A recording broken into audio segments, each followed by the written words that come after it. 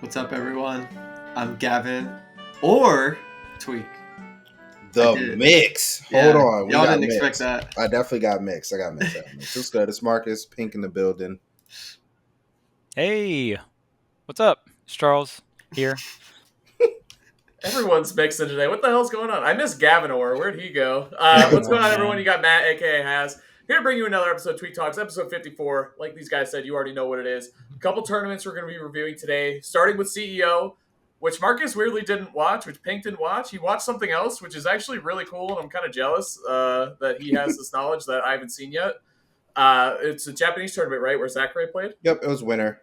Oh, okay, cool. Zachary went off. I was like, oh, he's back, bro. He's back. Nice. So we'll be talking about those two and then also looking at Gommel coming up this weekend. So it should be good. Let's get into it, boys, right away.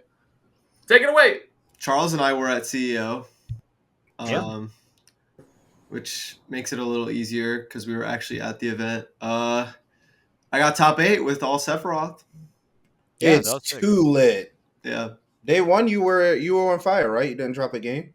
I don't think so. A game, yeah. I don't think you dropped. That's what I heard. I saw on Twitter. Yeah, day 1 and 2, I didn't lose any games. God, dang, that boy played crazy. And then Sunday I didn't lose. And then Sunday I didn't win a set. Wait, huh? Yeah. You went 0-2, dude? Come on, man. Those are the worst. Literally did.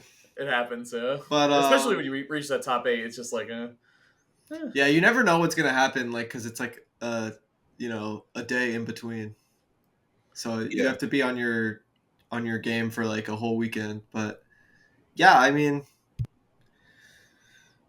Momocon was a lot of Sephiroth, CEO's a lot of Sephiroth. I feel like I'm getting there, like just a couple more things here and there, and like, that could have been from 5th place to 1st place, you know what I mean?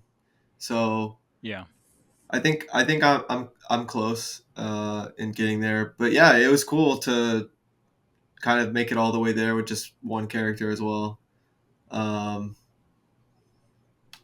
I was going crazy. Some of my matches that were off stream, I was like losing, and I would like make like 3-stock comebacks and like doing a bunch of crazy jab block stuff. Like I was just playing really well. I played Wadi on stream. I played a Sephiroth Ditto with Lade on stream. I played MVD for top 8. I was concerned. Were you? Yeah, because I remember you not liking Snake Sephiroth much because of crouching, but yeah, it's better than crouching Diddy. a lot too. He knew for sure. I noticed that too. So last time I played MVD was also the first time I played MVD, and it was at Let's Make Moves, the first one, I think, and I lost like 2-0. Just like clean 2-0, and I was like, all right, and I haven't played MVD since, and I played him with Sephiroth, and that went really well. I won 3-0, and it definitely felt better than Diddy, at least, because I've had trouble with Snake as Diddy Kong in the past, and MVD is also like, a known Diddy player in Smash in general, so Sephiroth was definitely the play, especially since it's the only character I really played at CEO in the first place. Yeah, I was gonna ask. How has your solo Sephiroth journey felt like? I mean, what kind of growing pains do you feel like you're going through? I know this tournament you were pretty set on going solo Seph. I believe like Diddy came out 1 game or 2, something along those lines. Yeah, I mean, how's the journey been with this character so far, right? Because I feel like I honestly feel like Sephiroth is still just like really hard. There's just certain matchups that feel really difficult in neutral and stuff like that. I feel like there's a handful of characters that can just KO Sephiroth at around that 70 to 70, 80. Because that, to me, that's what it feels like, right? When you're playing Seph, if they just shut down Wing, it's just tough, right? So, I mean, what have you been doing to kind of getting around that, or even just some of the things you've been working on in neutral and stuff like that? There's a lot of really good things and there's a lot of really bad things about my journey with Sephiroth, and also just playing one character in general, because like my goal is to like just like win, be the best in all that, but I also just like always want to do things my way, and like I always want to play like like I want to play Sephiroth, and even though I could be playing like a character that's like way higher on the tier list. So like every time I have like a rough tournament, like the thoughts are like always really tough. Like, what am I doing? I could like do another character. Like, is like the pride really that important? And like, but then there's also like how I was feeling after Saturday at CEO, where like I'm in top 8, no games dropped, and I'm like, yeah, this is doable. You know what I mean? Like, I was actually feeling really great after Sunday. After Saturday. That's probably the best thing that came out of it, because I had actually like, there's a lot of tournaments back in Smash 4 with Cloud where I was like close to getting top 8, and stuff like that, like Genesis and CEO, and doing it with Sephiroth, like all these years later, kind of felt like a big deal for me. It kind of felt like I was redeeming like myself a bit. Because when I was a kid, like playing Cloud in Smash 4, there was like a couple tournaments where I just didn't quite make it. So that felt really good. I was actually pretty emotional, secretly, just like to have such a solid performance and just get into top 8. Because tournaments like CEO and Genesis, like some of the legacy ones, like sometimes the pressure gets to me and I don't make it as far as I want. But I feel like for most of the tournament, I was like pretty controlled and playing well. Pretty disappointing you didn't walk out to Who Let the Dogs Out, but that aside, pretty good tournament. Oh, y'all had entrances? We had to Modify it had to be a Nintendo song, because it was the first tournament of the Panda Cup. Oh, true. So, and we didn't have like the actual ring or anything, so Yeah. it wasn't the usual, but yeah, I mean, I was just gonna do One Wing Angel, but obviously it's not allowed because Square Enix. So I went with Sticker Brush Symphony. So honestly, that's what happened. That's what happened Sunday. They didn't let you play your Sephiroth song. There we go. We figured it out. You said you ended up playing the Diddy Kong song, but easy, John. Easy. It doesn't make any sense. I've been waiting for this. I've been waiting for this excuse. Thank you. Dude, I told you to pick Ken's theme. I don't know why you didn't listen to me. Come on, man. What the heck? Honestly, I didn't even know what was allowed, but I figured a Donkey Kong song would be allowed. I was actually gonna do a Pokemon one, but I'm like, we're gonna hear that song a million times in the top 8 anyway. So let me pick something that isn't like a song that's on PS2, even if I like Pokemon. I have to turn off my stove real quick, but continue. Okay. See ya. Editors. There you go. You got it. Well, it's funny because I had to feed my cat too, so I was like, Chris, I need some help here. So anyway, yeah, cool. Yeah. Top 8 was crazy. Anyway, man, my man Riddles is so close to winning a major. You know what I mean? It's inevitable. I know. Remember how we were talking about Spargo and we're like, bro, it's gonna happen. Yeah, it's gonna happen. It's guaranteed to happen. I think with Riddles, it's the same thing. Like I'm just watching. I'm like, he's just slowly like getting closer and closer, and the consistency is there. Like it is there. Yep. He's very consistent now, so it's super dope seeing how well he's been playing recently. And he's a grind lord, so he's definitely bound to get there. Like he's at every pre-local, he's at the majors, he's streaming, he's going to his own. Like he loves the game, so he's gonna. Sonix was really dominant. Once he got to losers bracket, and I was talking about that before top 8 even was lined up. And honestly, I think the most interesting thing about, from my perspective, like watching Sonix go on to win the whole tournament, was every time he was playing, I was just thinking, right now, this is simply just the better player on the screen, and it just kept happening every time he played, and that's what it was, really. Like it was just a simple case of Sonix is literally just stronger, and ended up winning the whole tournament. Congrats to Sonix. That's a big win. Congrats to Riddles too. And like we said, Riddles is gonna get there. Yeah, and Brett, we talk about Sonix all the time on this podcast and how highly we value his skill. We've always said, all of us have always said, like, we think Sonix is the real deal, and we all knew inevitably this would happen eventually. From losers at CEO, obviously, I'm like, man, that's gonna be a grind. But once he started putting it together, the run was. Keep in mind, too, how many games he dropped. 3-0 Fatality, 3-0 ZD, 3-0 Wadi, 3-0 Tweek, 3-0 Dabuz, 3-0 Toast, Yeah, And once he then- got to losers, like, look at this. And then once he played Riddles, it was 3-2 the whole way. And Yeah. the thing I love about how Riddles is playing too, and it reminds me of what you were saying too, Gavin, where he's mostly going Terry, which is funny because everyone's complaining about Kazuya after the Invitational and Steve, obviously. But he went a lot of Terry at CEO, which is I really wish.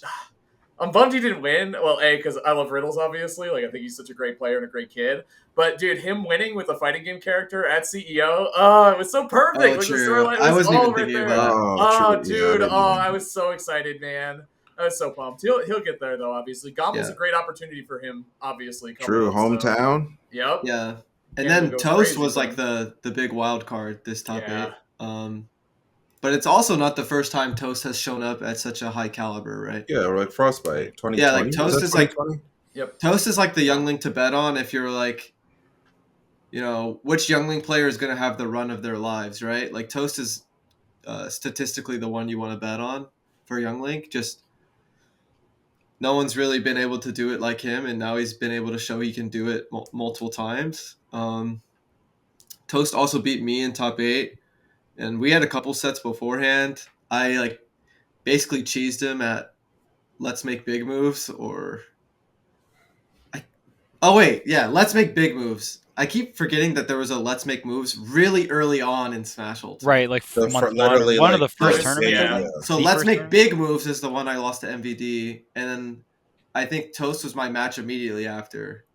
Ironically enough, because we're talking about both these players for this tournament, and I like cheesed Toast with Wario like 2-1, like just wafted when I was about to lose. So like, with that bad character warrior, right? yeah, exactly. Bad matchup too, low key, but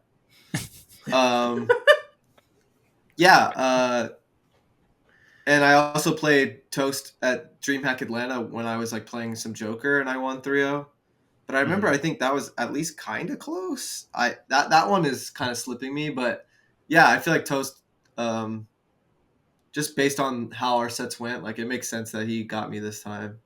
The matchup seems rough and neutral, at least. Like, Yeah. it's just I feel like any character that can operate outside of Sephiroth's sword length, being like fair and bear, it kind of forces Sephiroth to approach a little harder than usual, right? Not more so just like, oh, let me just whiff this back air, because now whiffing back air kind of matters because you could take a stray arrow.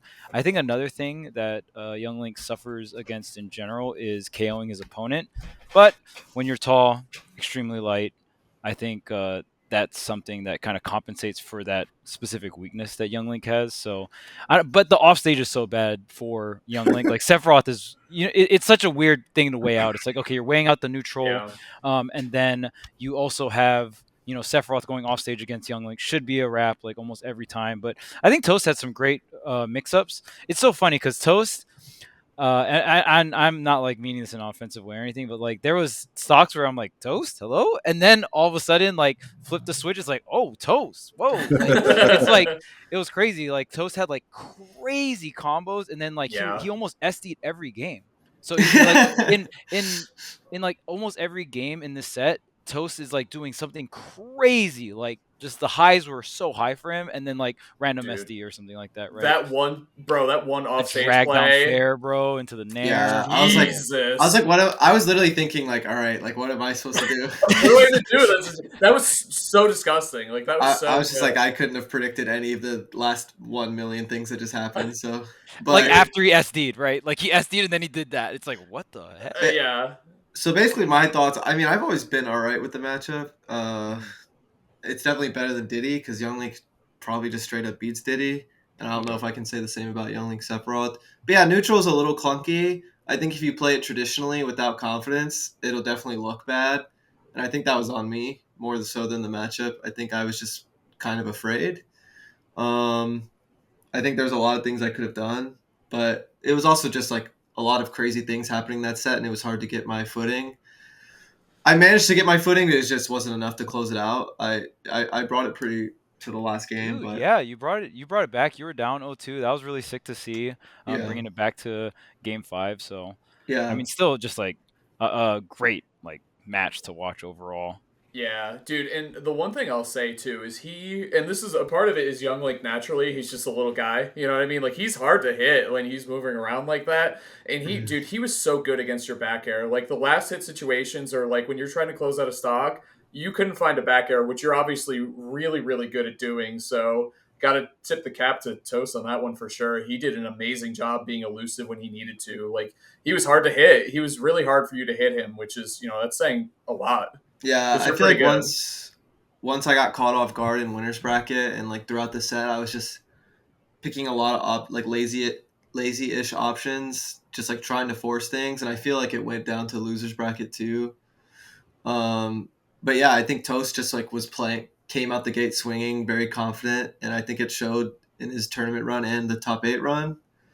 But yeah, it definitely freaked me out. It was a scary way to play your first set, like just getting hit by a lot of unexpected stuff. But yeah, basically Toast was the wild card this event, kind of just like the same story with his Frostbite run a couple of years ago. So shout outs to that. Toast, and not in like a negative way, and Sonix too. Not that I don't believe, like, obviously he made the run, and again, we all believe in this, but that's an insane run to put together. Yeah, the first place was definitely like a surprise. I would definitely throw Sonix in the top 8 of that tournament, like any day of the week. But getting first place after losing quite early to Toast, and then even getting the run back is like, like you said, like definitely some wild cards in this bracket. And then we also have DeBuzz getting 4th place, right? Oh man, DeBuzz. Classic. Yeah. All good. It's all good. Guaranteed top 8. You already know. Yeah, bro. Another shoe-in. With Sonix, the other thing about his run is all the 3-0s he got. It's insane. Like, it's just insane. I don't know. So I actually want to talk about, I mean, this is kind of a topic relating to this, but so one of the coaches on Coach's Corner, another podcast I do on Smash University, his name is Tony, and he was actually at the event. Tony. Yeah, Tony's amazing. I actually think conversations with Tony. It was really cool. He might, and like, this is not against any of us, he might know the most, like, just period. Yeah. He knows so especially much. Players too, not even just the game. Yeah. I think currently right now he is the best coach in Ultimate, and he's awesome.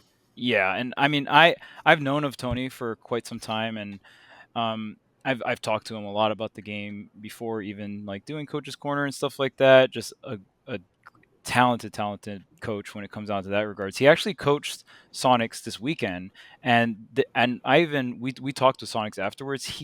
There was one player he wasn't prepared for in terms of like preemptive notes and all this other stuff, and that level of preparation is something I always appreciate. And the one player he did not prepare for was Riddles, because like the bracket path wasn't like lined up and stuff. But like you could clearly see how prepared Sonic was for everyone. Like when you 3-0 people like this, and it's like players of this caliber, and I'm very curious what your guys' thoughts are moving into the future of Ultimate, because we're in a Smash game where a lot more is on the line. I started coaching back in Smash 4, and I think, I won't say it was a meme, but I don't think people really took it that seriously. Like, there was still a lot on the line and stuff like that, but the peaks and the highs of being a Smash Pro wasn't as much. There's way more resources on the line, so to speak, right? In terms of just like raw money and like career paths and stuff like that. So Ultimate's just a much bigger game too. You know what I mean? The player base is a lot bigger. It's more competitive.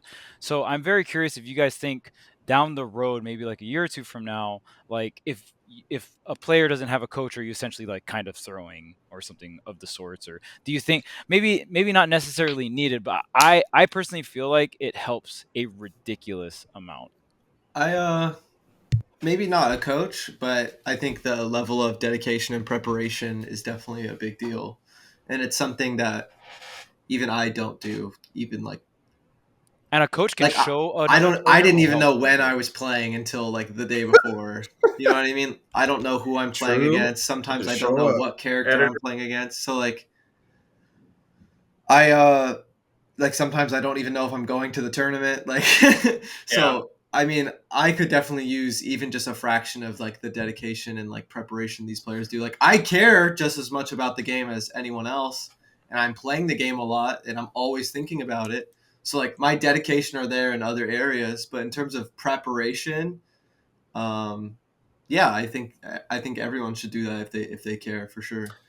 Yeah, I think I agree with Gavin overall, where it's more all about your preparation. Like, mostly top players will know what to look for in terms of punishing players, picking up their habits and stuff like that. But I think a coach is, I don't want to say essential, but close to an essential tool, because it gives you another perspective that you might not consider, you might not think about, which is really important in Ultimate, because there's so much to think about when you look at brackets and characters and player matchups, right? There's so much to think about. It's a lot for one person.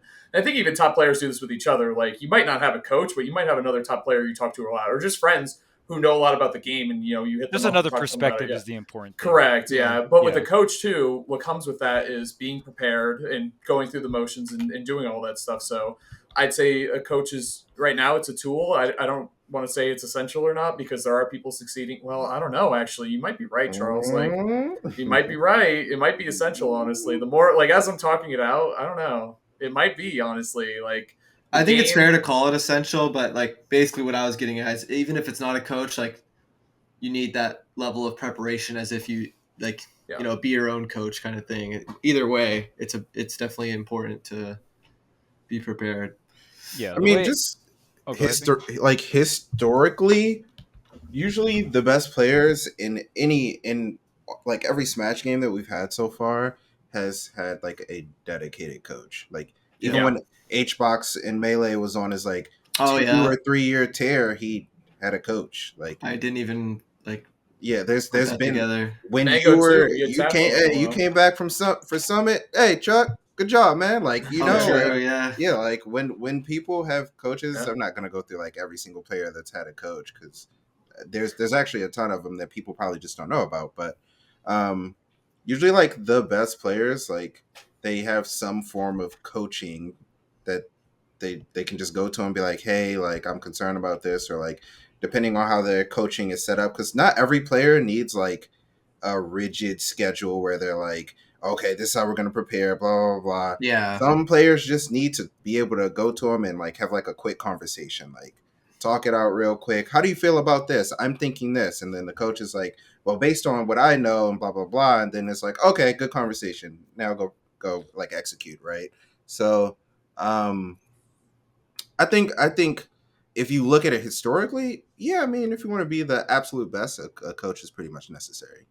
I the more we talk about it, I think so too. And I think even as we're talking about it, like going back to, even Brawl in early Melee days, like the game wasn't as developed or wasn't as played, or the scenes weren't as big. And I think, to Charles's point, as we grow and as it gets more competitive and as you need every advantage possible to stay consistent and stay getting a top level, again, coach is a tool, but at a certain point you need that edge. You need that, whatever it is, like Marcus said, it's a flexible thing. It's a versatile thing. It can either be, practice partner, someone just to talk to stuff about, mentality stuff, preparation, whatever.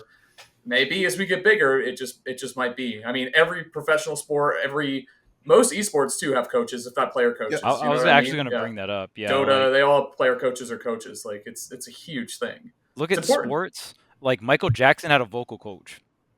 Like I just, in my opinion, I just feel like maybe like right now you don't need a coach because the game isn't competitive enough, because the game hasn't grown to the point where you need it. It's getting there. But look at like, even we're always like teetering, But like professional basketball players, they have an entire team of people that like, okay, this person handles a living. They build like huge ass buildings like dedicated to like facilities for all these players. They have shooting coaches, like specific mechanics. You know what I mean? Like pitching coaches, hitting coaches, everything. Anything that's competitive, and it's like, I need a coach to help me camp. Camping coach.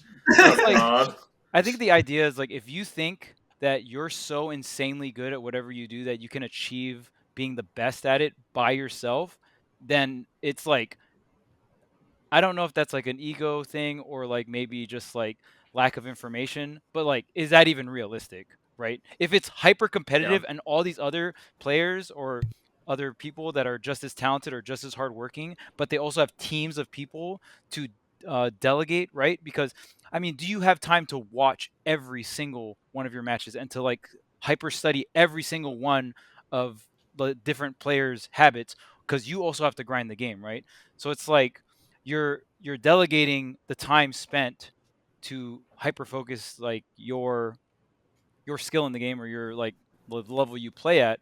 So I don't know. It's like I'm definitely thinking 2 to 3 years down the line when like Ultimate's like a crazy huge game, and it just depends on how competitive the game is and how much is on the line, right? At the end of the day, I think right now you definitely don't need a coach. You could go in there. There's top players right now that don't even know what a nil is from Steve. Yeah. I'm not going to call him out or anything, but let's just say I've been talking to some people about Steve, some other insanely good top players, and they like don't know a lot about the game, which is fucking hilarious. But whatever, right?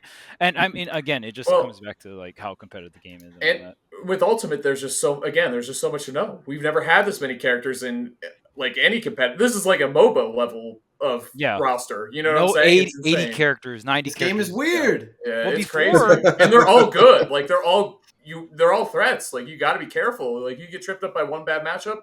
Now you're in losers round 4, and you got to fight for your life for like 2 days straight. I don't know, man. Previous Smash games and Smash culture is like you pick a top tier, and it's like, like this, like 60% of the cast is a meme. Like I do my top tier thing, they get invalidated, and then I just need to worry about like top tier and high tier matchups. This game, bro, everyone is here. Yeah, they're all relevant. Learn all these matchups. Hold that shit. Like, or play Palutena. See ya. Either way, see ya. So. Yeah, dude, the other thing I was going to say is that as a top player or as someone who's trying to get first place at majors, your time is a resource, right? So are you going to sit there and watch all the VODs to look for the crucial information, or are you going to outsource that to someone while you work on other stuff? While you play the game. And you work on ledge trapping, you work on your follow-ups, your tech, all that stuff. You go into training mode for an hour while someone else watches. Like, you outsource that shit. You know what I mean? Like, at a certain point, there's only so much time. And it's funny because this is what I love about doing top 8s is, well, aside from them being top 8s, like, that's great.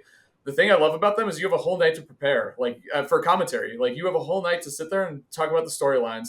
What if X player beats Y player? What do we talk about then? Like, what does the set count look like? That's all more hands-on. Shout out to Panda Global for that. It's a little more apparent and easy to find now. We used to have to look that stuff up manually the night before. We'd have no idea.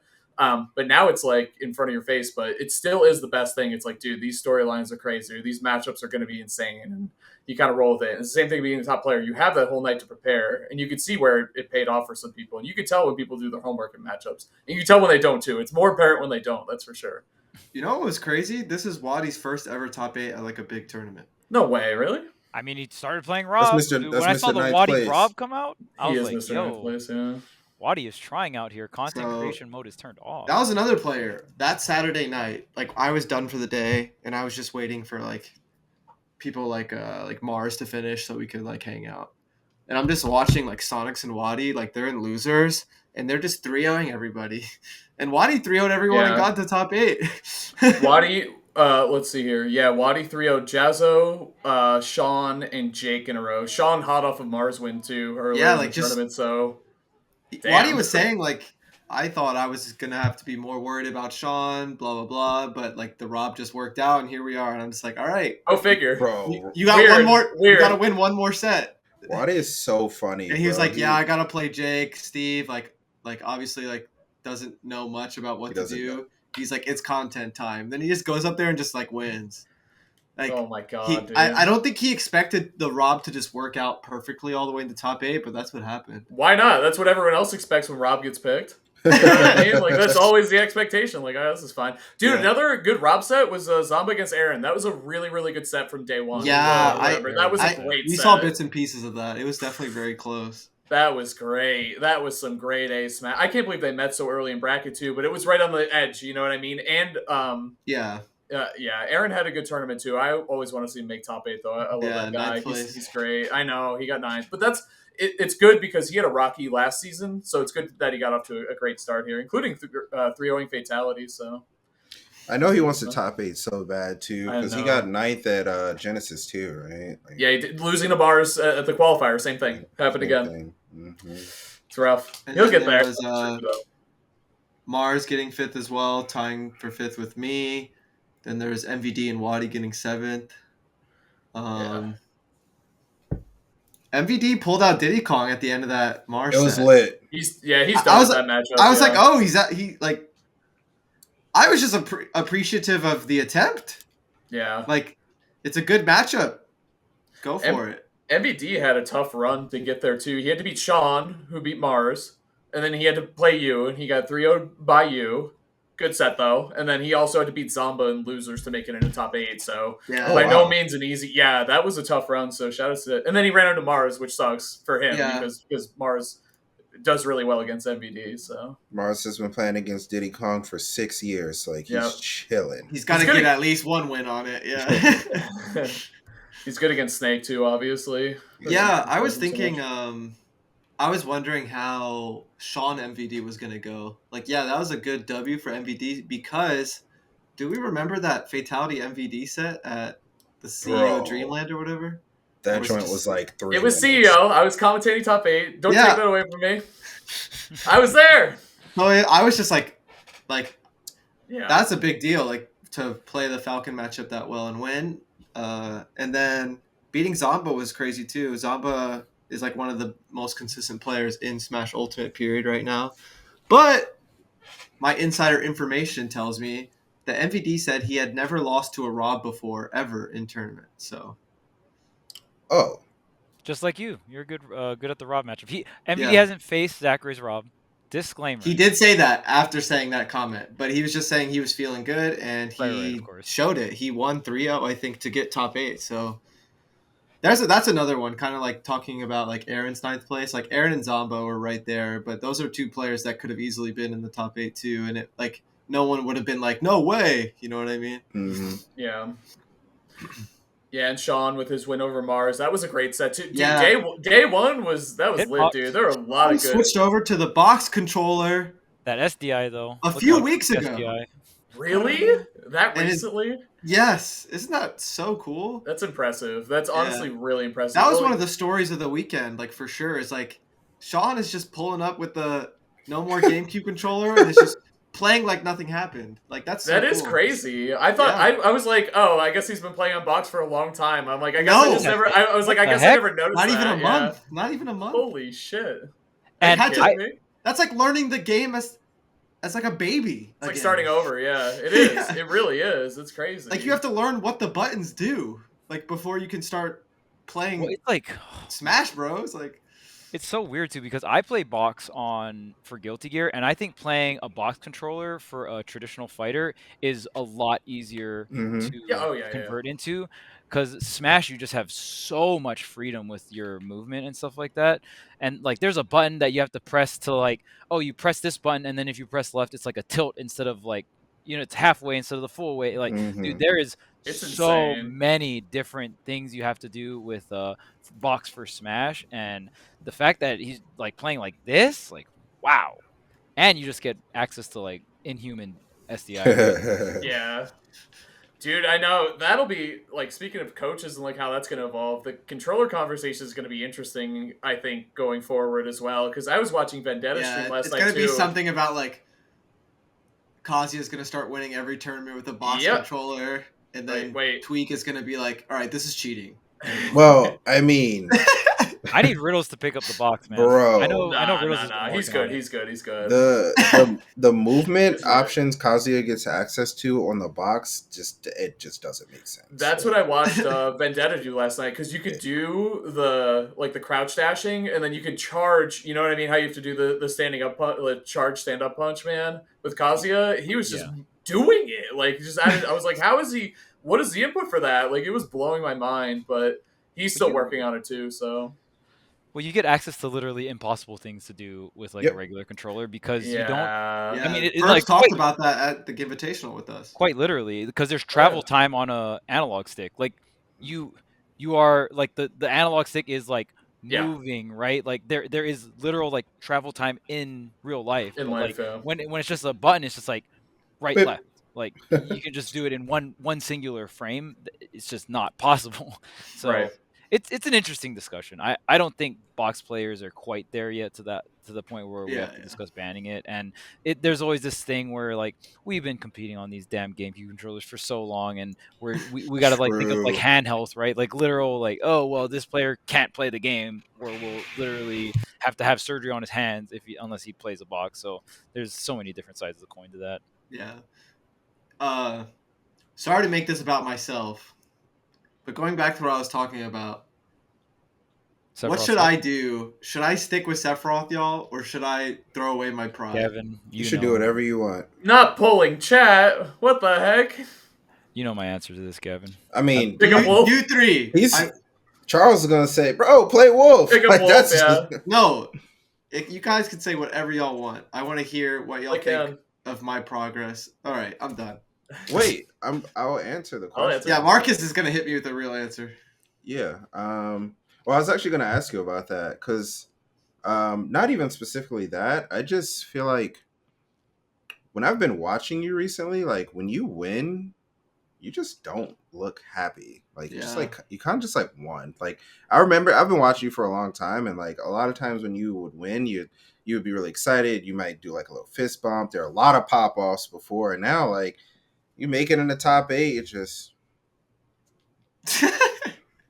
just get up, wrap your controller, and then you lose, and it's like just get up, wrap your controller. It's yeah. That was my favorite meme about you is when after you won Summit and then you got a shiny Pokemon the next day, and it was the picture of you just like stone faced, like winning Summit, like blah blah blah. It was like the funeral meme, you know, the guy standing next to it. And with Summit you're just stone faced, but when it's like when a Pokemon's two shades pixels darker, like, and then you're like super popping off. I don't know, man. I feel like it's been like that for a little while. Yeah, it's weird. I definitely am like just more scared to lose than I want to win sometimes. And I also just have such a greater goal of always winning the tournament that it doesn't mean anything to me. But yeah, I don't know. I feel like it's possible with Sephiroth, so I might as well keep trying. But then sometimes it's like, I could go crazy. I mean, okay, so I don't think. Hold on. For audio listeners, I'm sorry. It's gonna be a slight pause. We're watching. I forgot right before we recorded an episode, I got Shiny Shaman. Shiny Shaman, yeah. That you had been hunting for a long time. Yeah. The Shiny Hunter. Yeah. I was like on the floor, like just so relieved. But I was just curious what y'all thought. It's probably a rhetorical question, honestly, because I doubt I'm gonna play any other character. But yeah, I think it's the character. I don't know if you enjoy the most, but you want to win with the most. Exactly. It gives me a level of focus automatically, and I really like that. Because I like want to win with them, with Sephiroth so bad that like I'll go into any match, whether it's tournament or friendlies, and I'm just locked in, at least to a certain amount where I'm like, all right, this is good. And other characters don't always do that for me, so. You can't.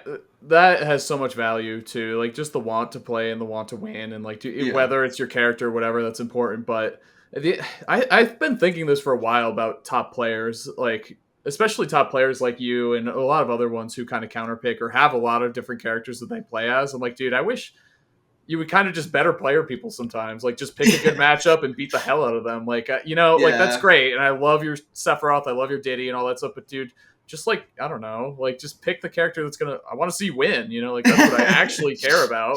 I don't want to watch you struggle and barely win a matchup because like you want to. Just pick the character that wins. You're a better player. You know, like that's always what I think. You know what I mean? Marcus disagrees. I don't know. Like nobody does that. Like that's what I want though. Like, that's none of the best players in the world do that. So it's like hard to say that that's. They'll like pick like Leo, for example. He'll pick Byleth or Core. Like he just won that tournament in Europe going all Corrin. The tournament before he went all Corrin. He'll just like pick Byleth or Corrin depending on like one, it is the matchup, but two, like how he feels.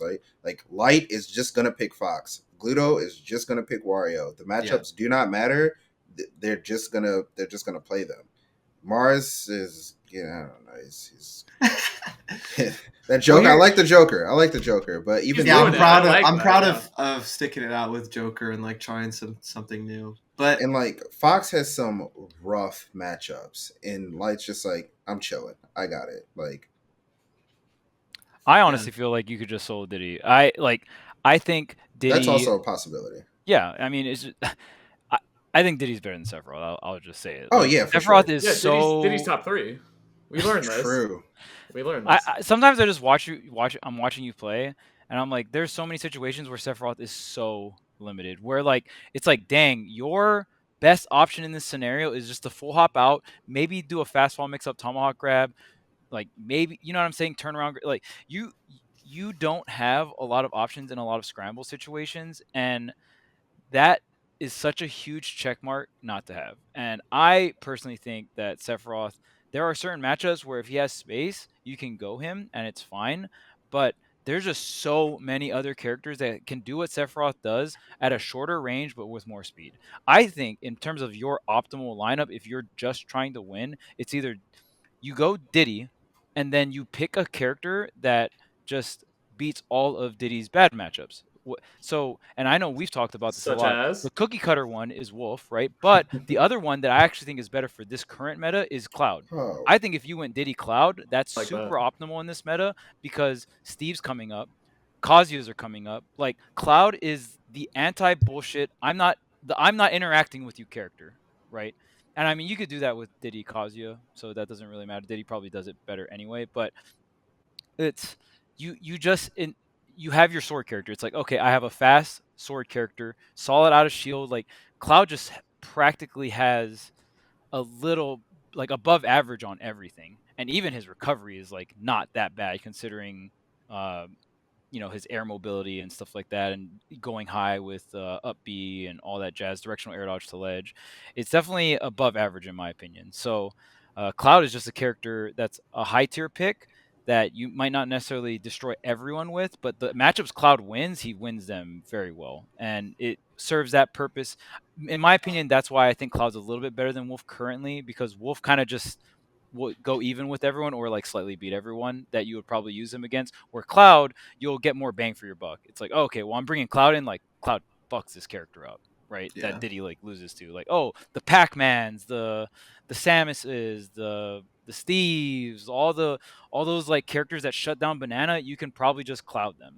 And on top of that, Diddy is a high maintenance character. So even when I'm looking, and like the only reason why I can break this down so well is that I just know you and I've coached you before. So it's like you, in my opinion, what's optimal is you have one high maintenance character and then you have your like copy paste fundamental character. Wolf and Cloud are both Copy those paste copy is- paste fundamental, yeah. and that's it. Point No and click. maintenance required. I know for a fact you could not play Cloud for a year and you could probably beat almost every Steve with Cloud. Like I have confidence in saying that. Like I'm not even trolling. It's that you are that good of a player and Cloud is that easy of a character. You know what I'm saying? Wait, what were the matchups you said? Steve, Pac-Man, Samus? Yeah, Samus. Hey, who does bro. you know who does well against those three characters? You know who does well against them? Min. Belmont as well. Okay. which also makes sense actually that they both do well. True. I just But wanted to Belmont's hear hard, y'all though, right? hear what y'all Belmont is thought. hard, We'll yes. see what I do. Might have to Yeah. change it up a little bit. But thank y'all for watching. Gommel is next week. And then after that is Double Down. So Jeez. we are going to be experiencing Smash Ultimate a lot. So if you're itching for Smash, stay tuned every about the single most, weekend, honestly. You forgot about the most important event happening. in the next Has his couple weeks. wedding. I There will you be at go. Gommel. Has will be at Boo. Gommel, though. Yeah. Wedding's at Gommel. I'm free, On I'm the free boat this party. weekend. Max is officiating. The THL. It's gonna be great. It's gonna be a Yeah. good time. Thanks for watching, y'all. See ya. See you. 54 episodes. Holy shit. I See ya. know.